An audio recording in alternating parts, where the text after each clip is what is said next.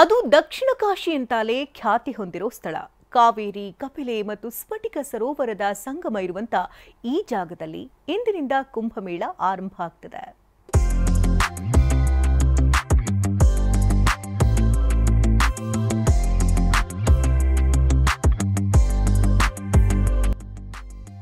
ಉತ್ತರ ಪ್ರದೇಶದ ಪ್ರಯಾಗ್ರಾಜ್ನ ಕುಂಭಮೇಳ ಕೋಟ್ಯಾಂತರ ಜನರನ್ನ ಸೆಳೆಯುತ್ತಿದೆ. ತ್ರಿವೇಣಿ ಸಂಗಮದಲ್ಲಿ ಮಿಂದು ಭಕ್ತರು ಪುನೀತರಾಗ್ತಿದ್ದಾರೆ. ಈ ಮಧ್ಯೆ ಇತ್ತ ಕರ್ನಾಟಕದಲ್ಲೂ ಇಂದಿನಿಂದ ಕುಂಭಮೇಳ ಆರಂಭವಾಗ್ತಿದೆ.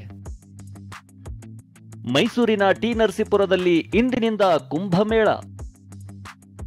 3 ದಿನಗಳ ಕುಂಭಮೇಳಕ್ಕೆ ಜಿಲ್ಲಾಡಳಿತ ಸಕಲ ಸಿದ್ಧತೆ. ಮೈಸೂರಿನ ಈ ತಿರುಮಕೂಡಲ ನರಸೀಪುರ ಕಾವೇರಿ, ಕಪಿಲೆ ಮತ್ತು ಸ್ಫಟಿಕ ಸರೋವರದ ತ್ರಿವೇಣಿ ಸಂಗಮ. ಇಂತಹ ಪುಣ್ಯ ಕ್ಷೇತ್ರದಲ್ಲಿ ಈಗ ಕುಂಭಮೇಳದ ಸಂಭ್ರಮ ಕಳೆಗಟ್ಟಿದೆ.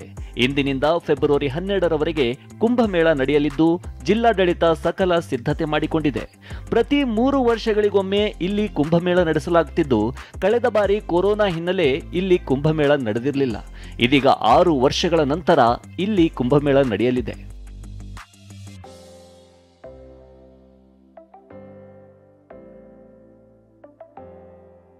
ಭಕ್ತರ ಪವಿತ್ರ ಸ್ನಾನಕ್ಕಾಗಿ ಅಗಸ್ತೇಶ್ವರ, ಗುಂಜಾ ನರಸಿಂಹಸ್ವಾಮಿ ಮತ್ತು ಭಿಕ್ಷೇಶ್ವರ ಸ್ವಾಮಿ ದೇವಾಲಯದ ಬಳಿ ಸ್ನಾನಘಟ್ಟ ನಿರ್ಮಿಸಲಾಗಿದೆ. ಮೊದಲ ದಿನ ಪೂಜೆ, ಹೋಮ, ಧರ್ಮಸಭೆ ನಡೆಯಲಿದೆ. 2ನೇ ದಿನ ವಿವಿಧ ಮಠದ ಸ್ವಾಮೀಜಿಗಳ ಮೆರವಣಿಗೆ ಹಾಗೂ ರಾತ್ರಿ ಗಂಗಾರತಿ ಮಾದರಿಯಲ್ಲಿ ಸಂಗಮ ಆರತಿ. ಇನ್ನು ಕೊನೆಯ ದಿನ ಸಪ್ತ ನದಿಗಳ ನೀರು ತಂದು ಸಂಗಮಕ್ಕೆ ಸುರಿದು ಪುಣ್ಯ ಸ್ನಾನಕ್ಕೆ ವ್ಯವಸ್ಥೆ ಮಾಡಲಾಗಿದೆ. ಮೈಸೂರು ಜಿಲ್ಲೆಯ ಟಿ ನರಸೀಪುರ ಪಟ್ಟಣದಲ್ಲಿ ಏನು ತ್ರಿವೇಣಿ ಸಂಗಮ ಇದೆ, ಅಲ್ಲಿ ನಾಳೆ ಅಂದರೆ 10ನೇ ತಾರೀಕು, 11 ಮತ್ತು 12ನೇ ತಾರೀಕು ಕುಂಭಮೇಳ ಆಯೋಜನೆ ಮಾಡಲಾಗ್ತಿದೆ. ಇದು 13ನೇ ಕುಂಭಮೇಳ, ಪ್ರತಿ 3 ವರ್ಷಕ್ಕೊಮ್ಮೆ ನಡೀತದೆ. ಸೊ ಕಳೆದ ಬಾರಿ ಕೋವಿಡ್ ಇರೋ ಕಾರಣ ಆಗಿರಲಿಲ್ಲ, 6 ವರ್ಷ ನಂತರ ಇದು ಆಗ್ತಾ ಇದೆ.